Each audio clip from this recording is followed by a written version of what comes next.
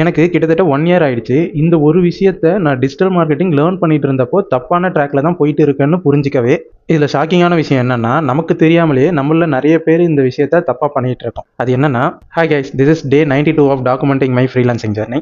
Digital marketing பொறுத்தவரைக்கும் tools master பண்றவங்கள விட, பிசினஸ understand பண்றவங்களால மட்டும் தான் பெட்டரான ரிசல்ட்ஸ ப்ரொவைட் பண்ண முடியும். இது உங்களுக்கு புரியிற மாரி என்ன வச்சே நான் ஒரு எக்ஸாம்பிள் சொல்றேன். நான் லேர்ன் பண்ணிட்டு இருந்த டைம்ல Google Ads, Meta Ads, Canva, Yoast SEO, Uber Suggestன்னு ஏகப்பட்ட டூல்ஸை லேர்ன் பண்ணுறதுல தான் ஃபோக்கஸ் பண்ணிட்டு இருந்தேன். ஆனால் நான் எப்போ என்னோட ஃபர்ஸ்ட் கிளைண்ட்டை ஆன்போர்ட் பண்ணனோ அப்போ நான் நிஜமாவே பயந்தேன். ஏன்னா மெட்டா ஆடை வச்சு கேம்பெயின் செட் பண்ணிட்டேன். ஆனால் இந்த பிஸ்னஸுக்கு ஆடியன்ஸ் பிஹேவியர் எப்படி இருக்கணும், நம்ம கிரியேட்டிவ்க்கான ஸ்டோரி டெல்லிங் எப்படி இருக்கணும், நம்ம ஆஃபர்ஸை எப்படி பொசிஷன் பண்ணணும், இந்த மாதிரி ஏகப்பட்ட டவுட் எனக்குள்ளே ஓடிச்சு.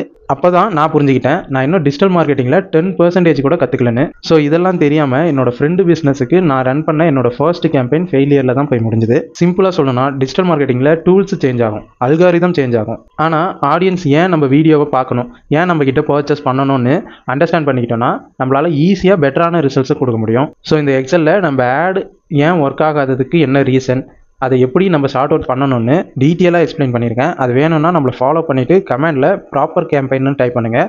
நானே உங்களுக்கு பர்சனலாக ஷேர் பண்ணுறேன். தேங்க்யூ.